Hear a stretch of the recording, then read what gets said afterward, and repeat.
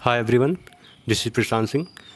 आज हम moderate phase और एक्सट्रीमिस्ट फेज के बारे में पढ़ने वाले हैं। जैसा कि आप लोग जानते हैं, इंडियन नेशनल मूवमेंट का हमारा पहला लेक्चर हो चुका है। ये हमारा दूसरा लेक्चर है, जिसमें हम देखेंगे कि मॉडरेट जो लीडर थे उनकी क्या विचारधारा थी, जो एक्सट्रीमिस्ट थे उनकी क्या विचारधारा थी, और उनकी पॉलिसीज़ क्या थी टुवर्ड्स द ब्रिटिशर्स। ठीक है, तो चलिए स्टार्ट करते हैं। जैसा कि आप लोग जानते हैं, जो मॉडरेट फेज है वो 1885 से लेके 1905 तक के टाइम स्पैन को बोलते हैं, है ना। तो देख लेते हैं आइडियोलॉजी क्या क्या हैं। जो मॉडरेट्स हैं इनकी आइडियोलॉजी है कि उदारवादी नेताओं के विचारों पे ये काम करना जाहिर सी बात है। इनकी पॉलिसीज़ के बारे में बात करें तो ये ट्रिपल पी पॉलिसीज़ पे काम कर रहे थे, यानी कि प्रेयर, पिटीशन और प्रोटेस्ट की सहायता से, ठीक, ये काम करना चाहते थे। इनका लक्ष्य क्या था? इनका लक्ष्य ये था कि भाई शांतिपूर्ण तरीक़ों से प्रार्थना पत्रों के माध्यम से हमको संवैधानिक रियासतें प्राप्त करना है। ठीक, ये इनका लक्ष्य था। अब देख लेते हैं इनका रिलेशन कैसा था जनता के साथ। अगर बात करें जनता के साथ इनके रिलेशन की, तो बहुत ही ख़राब था। कहने का मतलब जनता से इनकी दूरी थी और ये जनता को पिछड़ा मानते थे। ये बात आप गोखले के, गोपाल कृष्ण गोखले के एक स्टेटमेंट से समझ सकते हैं। क्या बोलते हैं गोखले जी?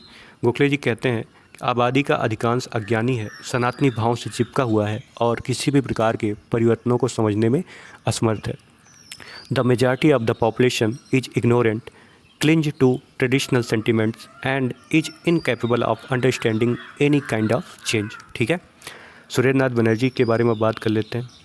ये भी बहुत बड़े फिगर थे उस टाइम, मॉडरेट लीडर्स के। ठीक है, तो इनका विचार क्या था? ये लोग जो है ब्रिटिश शासन के विरोधी नहीं थे, बल्कि जो अन ब्रिटिश रूल था, यानी कि गैर ब्रिटिश प्रकृति के विरोधी थे। इनका मानना था कि इंग्लैंड हमारा राजनीतिक मार्गदर्शक है। ठीक, इन्हीं का एक स्टेटमेंट है मेरे ख्याल से कि इंग्लैंड हमारा राजनीतिक नेता है और इंग्लैंड से हमें पथ प्रदर्शन की आशा है। ठीक है, और ये मानते थे कि अगर भारत का जो सही चित्र है ये ब्रिटिशर्स के सामने रखा जाए तो ब्रिटिशर्स जो हैं उसमें खुद चेंज करेंगे। ठीक है, स्वयं इसमें सुधार के लिए कदम उठाएंगे। ठीक, बाकी आप सुरेंद्र नाथ बनर्जी के बारे में जानते ही हैं, पिछले लेक्चर में बात हो चुका है कि 1876 में इन्होंने इंडियन एसोसिएशन की स्थापना की थी। ठीक है, और इसके 2 सेशंस हुए थे, 1883 में और एक 1885 में, इसीलिए ये कांग्रेस के सेशन में भाग नहीं ले पाए थे, है ना। जो 1883 का सेशन होता है उसकी अध्यक्षता करते हैं सुरेंद्र नाथ बनर्जी, और जो 1885 का अध्यक्षता होता है उसका अध्यक्षता करते हैं आनंद मोहन बोस, और ये दोनों के दोनों सेशन कलकत्ता में हुए थे, है ना। नेक्स्ट देखते हैं, एजुकेशन के बारे में बात करें तो ये लोग जो है पश्चिमी शिक्षा के समर्थक थे, ताकि प्रशासन में भारतीयों की भागीदारी बढ़ सके। ठीक है, इनका इम्पोर्टेंट कोट क्या है? इनका इम्पोर्टेंट कोट है कि जिस दिन समूचा भारत प्रेम, सद्भाव और सम्मान के 3 बंधनों से जुड़ जाएगा, उस दिन भारत की महानता पहचान ली जाएगी। ऐसा सुरेंद्र नाथ बनर्जी बोलते थे। ठीक है, अब देखते हैं हमारे इंपॉर्टेंट पर्सनालिटी में दादा भाई नौरोजी को, जो कि बहुत ही ज़्यादा इंपॉर्टेंट है। इनके बारे में हम पिछले भी लेक्चर में बहुत कुछ बातें कर चुके हैं, एक बार फिर से देखते हैं। ठीक है, जैसे कि आप लोगों ने देखा कि मॉडरेट लीडर्स का नारा था कि इंग्लैंड हमारा राजनीतिक नेता है, इससे हमें पथ प्रदर्शन की आशा है ना। अगर भारत का सही चित्र जो है ब्रिटिश जनमत के सामने रखा जाए तो वो उसमें खुद सुधार करेंगे। तो इसीलिए ईस्ट इंडिया एसोसिएशन की स्थापना की गई थी 1866 में। इसका उद्देश्य यही था कि ब्रिटिश जनमत को भारत की वास्तविक स्थिति से अवगत कराना। ठीक है, नेक्स्ट चलते हैं दादा भाई के बारे में और बात करें इनकी, तो ये एक पारसी समाज सुधारक थे। इनका एक संगठन था रहनुमाए मजदाइशन सभा, ये 1851 में इन्होंने इसकी स्थापना की थी। नेक्स्ट देखते हैं, इनकी पत्रिका है बहुत इंपॉर्टेंट, राष्ट्र गुफ्तार। ठीक है, राष्ट्र गुफ्तार इनकी जो एक पत्रिका है, इसकी सहायता से ये पारसी समाज में सुधार का प्रयास किया था इन्होंने। ये 1854 में जो है स्टार्ट किया गया था। ठीक, हमने बात की थी पिछले लेक्चर में कि ये इकोनॉमिस्ट भी थे।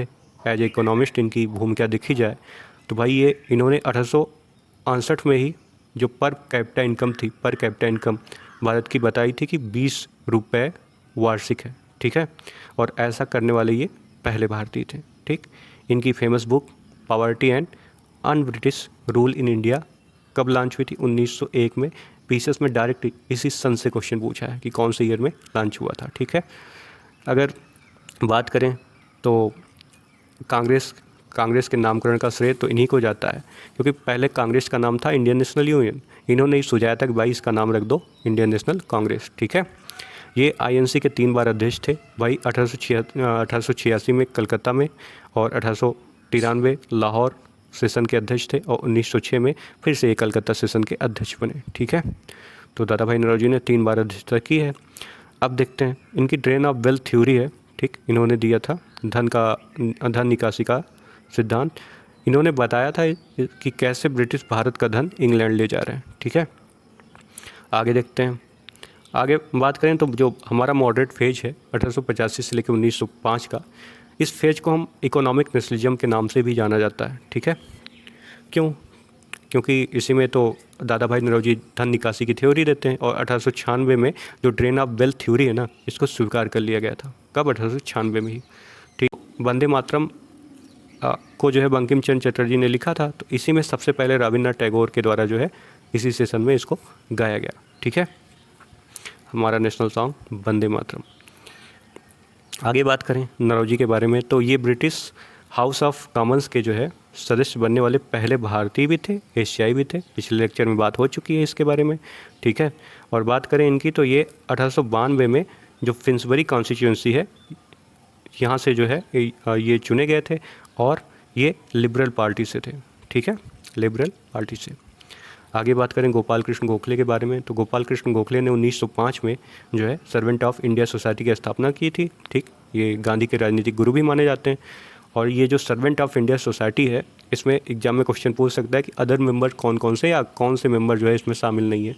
तो MC Setalvad, B N Rao देखते हुए आपके माइंड में आया होगा, कॉन्स्टिट्यूशनल एडवाइजर है ना, अलादी कृष्ण स्वामी अय्यर, ये सारे के सारे लोग जो है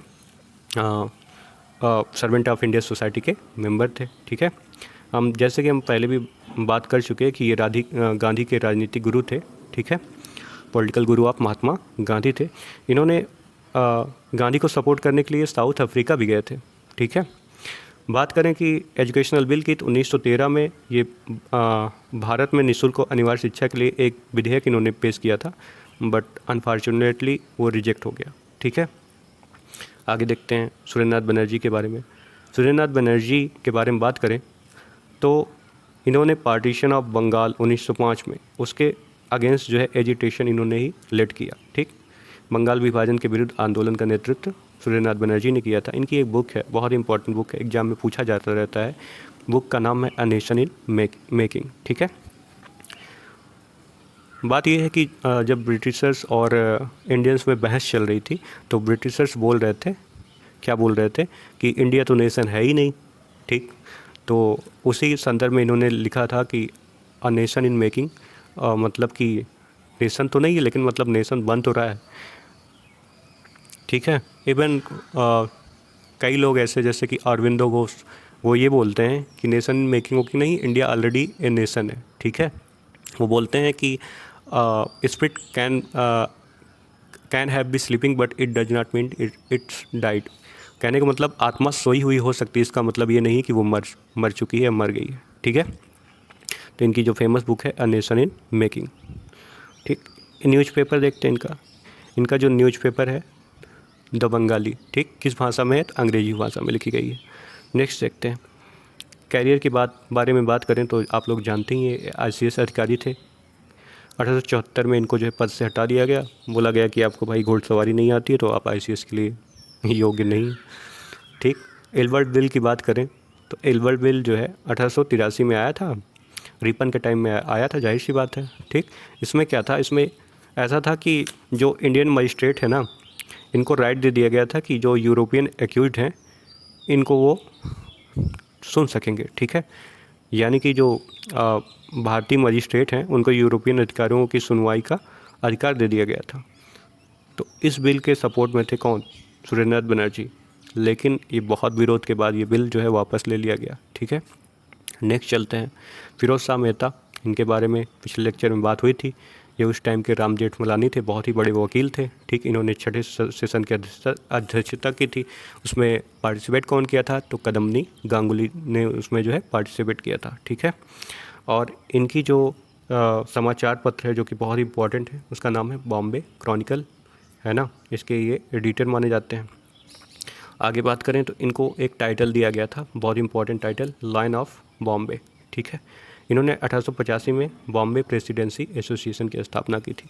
अब दो बातें उससे लोग अक्सर कंफ्यूज होते हैं, एक तो बॉम्बे एसोसिएशन, दूसरा बॉम्बे प्रेसिडेंसी एसोसिएशन। तो दोनों को हमने एक साथ कर दिया, हालांकि दोनों में बहुत ही अंतर है, बहुत ही गैप है, लेकिन फिर भी कंफ्यूज ना हो इसलिए बॉम्बे एसोसिएशन जो है 1852 में दादा भाई नौरोजी के द्वारा बनाया जाता है। बॉम्बे प्रेसिडेंसी एसोसिएशन 1885 में फिरोज शाह मेहता के द्वारा। अब आते हैं हम अपने सेकंड फेज में, यानी कि एक्सट्रीमिस्ट लीडर का जो सेकंड फेज है 1905 से लेकर 1920 के टाइम स्पैन में। तो अब देखते हैं कि ये एक्सट्रीमिस्ट लीडर या गर्मपंथी दल जो है ये जो है पिक्चर में क्यों आया, इसका उदय का कारण क्या है। तो देखते हैं। बात ये थी कि ये लोग जो है नरमपंथी नेताओं की नीतियाँ जो थी, प्रेयर, पिटीशन, ठीक, इससे जो है इनको असंतोष था, डिससेटिस्फैक्शन था, ठीक है। और सरकार की जो अप्रेसिव पॉलिसीज थी, ठीक, ये सरकार जो है इनको आसानी से दबा दिया करती थी। तो हम नेक्स्ट देखते हैं कुछ की स्टेटमेंट्स, जैसे कि तिलक क्या बोलते हैं। तिलक की एक पत्रिका है केसरी, किस भाषा में है, तो मराठी भाषा में है, साप्ताहिक है, हफ्ते में एक बार निकलती थी। तो ये अपनी पत्रिका में कहते हैं कि साल में एक बार मेढक की तरह टर टर करने से कुछ भी हासिल नहीं होगा, ठीक है। तिलक जो है, ये तिलक कहते हैं उदारवादियों की जो नीति है ये पॉलिटिकल मेंडिकेंसी है, ठीक, राजनीतिक भिक्षा वृत्ति। अब लाला लाजपत राय देखते हैं क्या बोलते हैं। लाला लाजपत राय क्या कहते हैं। लाला लाजपत राय कहते हैं जो कांग्रेस के अधिवेशन है ना, ये भारतीयों का वार्षिक राष्ट्रीय मेला और छुट्टियों का मनोरंजन है, ठीक, एनुअल नेशनल फेयर, ठीक है। आगे बात करते हैं। आगे बात करें तो ये कहते हैं कि अपनी मांगों को लेकर उदारवादियों ने जो निरर्थक प्रयास किया उन्हें रोटी के बजाय क्या मिले, पत्थर मिले। और ये कहते हैं कि हमें अपना मुंह राजभवन से हटाकर झोपड़ियों की ओर मोड़ना होगा, ठीक है। नेक्स्ट देखते हैं। लगे हाथ बंकिम चंद्र चटर्जी भी बोल देते हैं कांग्रेस को बेगिंग इंस्टीट्यूट, ठीक, याचना संस्था। अब दूसरे कुछ इंपॉर्टेंट पॉइंट देख लेते हैं। गोखले करजन की तुलना किससे करते हैं, करजन की तुलना करते हैं औरंगजेब से, ठीक है। नेक्स्ट देखते हैं नेशनलिज्म और इसके अप्रोचेज के बारे में, राष्ट्रवाद और उसके दृष्टिकोण के बारे में। मॉडरेट्स की बात करें तो मॉडरेट्स जो हैं ये पैसिव नेशनलिस्ट कहलाते हैं। क्यों भाई, क्योंकि ये पीसफुल मेथड और कॉन्स्टिट्यूशनल मीन्स की सहायता लेते थे, ठीक है। और जो एक्सट्रीमिस्ट हैं ये जो है एक्टिव नेशनलिस्ट कहलाते हैं, क्योंकि इनका जो माध्यम था वो माध्यम था जन आंदोलन का, मास मूवमेंट के थ्रू, ठीक है। ये मास मोबिलाइजेशन में बिलीव करते थे। अब लाला लाजपत राय के बारे में देखते हैं। लाला लाजपत राय की कुछ इंपॉर्टेंट बुक्स के बारे में जिक्र करते हैं। जो पहली इंपॉर्टेंट बुक है वो है यंग इंडिया। 1916 में इन्होंने बात की थी यंग इंडिया में, किससे, कांग्रेस की सेफ्टी वॉल से रिलेटेड। सेफ्टी वॉल के बारे में हम बात कर चुके हैं तो वापस बात करने का कोई मतलब नहीं है। और इनकी जो दूसरी इंपॉर्टेंट बुक है वो है अनहैप्पी इंडिया। और तीसरी इंपॉर्टेंट बुक के बारे में बात करें तो ऑटोबायोग्राफिकल राइटिंग, ठीक। आगे बात करें कुछ इंपॉर्टेंट फैक्ट्स की, तो इन्होंने, जैसे कि आप लोग जानते हैं पिछले लेक्चर में बताया भी गया था, इन्होंने चौथे अधिवेशन की अध्यक्षता की थी और इन्होंने हिंदी भाषा में चौथे अधिवेशन में भाषण दिया था, जबकि इनकी जो हिंदी भाषा थी वो बहुत दुरुस्त नहीं थी, फिर भी इन्होंने हिंदी भाषा में भाषण दिया। और आगे बात करें तो वे इटली के मेजनी, ठीक, जो कि यंग इटली के संस्थापक हैं, इनको अपना राजनीतिक गुरु मानते हैं, ठीक है। आगे बात करें वीर सावरकर की, तो वीर सावरकर जो है ना ये मेजनी की जीवनी लिखते हैं, ठीक, बायोग्राफी ऑफ मेजनी। ये लंदन में इंडिया हाउस में पढ़ाई करने गए, ठीक, इंडिया हाउस एक हॉस्टल था, वहीं पे रहते थे। तो वहाँ से इन्होंने भारत में पिस्तौल भेजी थी, जिस पिस्तौल की हेल्प से जो जिला जज था जैक्सन, उसकी हत्या हुई थी, ठीक। और नासिक सड़न केस में लंदन पुलिस जो है इनको जो है गिरफ्तार कर लेती है, ठीक। लाइब्रेरी में थे और ये लाइब्रेरी में वहाँ की मेजनी की जीवनी लिख रहे थे, ठीक है। इनकी एक पुस्तक है बहुत ही फेमस है, पूरी दुनिया जानती है, आप भी जानते हैं, इंडिया वार ऑफ इंडिपेंडेंस 1857, ठीक। यह भारत की स्वतंत्रता तक प्रतिबंधित थी, उसके बाद जो है प्रतिबंध हटाया गया। इंडिया हाउस क्या है भाई, इंडिया हाउस हॉस्टल था, बता ही चुके हैं, लंदन में, ठीक। या भारतीय क्रांतिकारियों का प्रमुख अड्डा था, ठीक। नेक्स्ट इंपॉर्टेंट लीडर की बात करें बिपिन चंद्र पाल की, ठीक, ये भी एक्सट्रीमिस्ट लीडर हैं। बाल लाल पाल, बाल गंगाधर तिलक, लाला लाजपत राय और बिपिन चंद्र पाल, ठीक, इन तीनों का नाम एक साथ आता है। तो इनकी जो बुक है इंपॉर्टेंट बुक, उसके बारे में बात कर लेते हैं। तो इनकी इंपॉर्टेंट बुक का नाम है द सोल ऑफ इंडिया। और दूसरी जो इम्पोर्टेंट बात है वो है memories of my life and time, मेरे जीवन और समय की यादें। इनकी 2 इंपॉर्टेंट बुक्स हैं, एग्ज़ाम में पूछी जाती रहती हैं, पूछी जा सकती हैं, तो आप ज़रूर याद रखें। नेक्स्ट बात करते हैं अपने एक और बहुत ही इंपॉर्टेंट लीडर के बारे में, बाल गंगाधर तिलक के बारे में, ठीक है। इन्होंने लाठी क्लब की भी स्थापना की थी, हिंदू अखंडा नाम की संस्था की स्थापना की थी, और गणपत महोत्सव जो है, जाहिर सी बात है कि महाराष्ट्र में फेमस करने वाले यही थे, जिससे कि इन्होंने गणपत महोत्सव और शिव महोत्सव भी इन्होंने चलाया था, जिसकी सहायता से ज़्यादा मासेज को इकट्ठा किया था इन्होंने, ठीक। ये फर्स्ट मास लीडर भी कहलाते हैं, है ना। इनकी बुक के बारे में बात करें, कुछ इंपॉर्टेंट बुक्स हैं, जैसे गीता रहस्य, बहुत ही इंपॉर्टेंट बुक है, ये इन्होंने मांडले जेल में लिखी थी 1908 में, ठीक। दूसरी जो इम्पोर्टेंट बुक है वो है Arctic home in the Vedas, ठीक है। इसमें क्या है कि तिलक ने आर्यों का जो मूल बताया है, वो बोला है कि आर्कटिक से है, यानी कि उत्तरी ध्रुव से है, ठीक। जो नेक्स्ट इम्पॉर्टेंट बुक है वो है tenants of the new party, ठीक। कुछ हिस्टोरिकल फैक्ट देखते हैं। बात यह है कि 1908 में जब इनकी गिरफ्तारी होती है ना, तो जो बॉम्बे के मज़दूर होते हैं वो पहली राजनीतिक हड़ताल करते हैं, ठीक है, फर्स्ट पॉलिटिकल स्ट्राइक। और 1914 में इनको रिहा कर दिया जाता है 6 साल बाद, ठीक। और बात करें तो ये आधुनिक भारत के पहले लोकप्रिय नेता, हमने बताया ये भी कि फर्स्ट मास लीडर है ना, और ये महाराष्ट्र रत्नागिरी के थे, ठीक। जो नेक्स्ट इम्पॉर्टेंट लीडर हैं वह हैं अरविंदो घोष। अरविंदो घोष के बारे में बात कर लें तो इनकी एजुकेशन कहाँ से हुई थी भाई? इनकी एजुकेशन हुई थी कैम्ब्रिज यूनिवर्सिटी इंग्लैंड से, ठीक। ये ICS सेवा में थे, ठीक। इन ICS की परीक्षा उत्तीर्ण करने की थी इन्होंने, और ये बड़ौदा कैडर में नियुक्त हुए थे, लेकिन बाद में ये राष्ट्रीय आंदोलन में शामिल होने के लिए ये सारी चीज़ें छोड़ दिया गया इनके द्वारा, ठीक है। आगे बात करें, कुछ रिवोल्यूशनरी एक्टिविटीज़ में इनका नाम आता है, जैसे ये युगांतर गुट से जुड़े हुए थे, ठीक।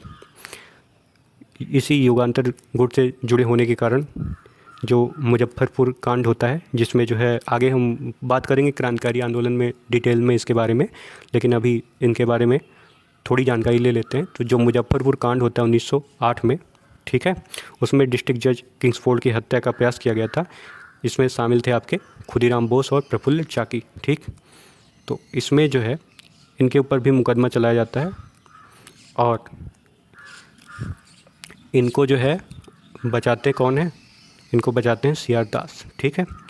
अलीपुर षड्यंत्र केस, अलीपुर कॉन्स्पिरेसी केस, इस मामले में इन पर मुकदमा चला, जहाँ पे CR दास ने इनका बचाव किया, ठीक है। इनकी कुछ इंपॉर्टेंट पुस्तकें देख लेते हैं। इनकी इंपॉर्टेंट जो कुछ पुस्तकें हैं वो हैं लाइफ डिवाइन और आइडियल ऑफ ह्यूमन यूनिटी, ठीक है। आज इतना ही, इसके बाद नेक्स्ट लेक्चर में हम बात करेंगे आगे के टॉपिक्स की, यानी कि 1905 से स्टार्ट करेंगे चीज़ें, ठीक है।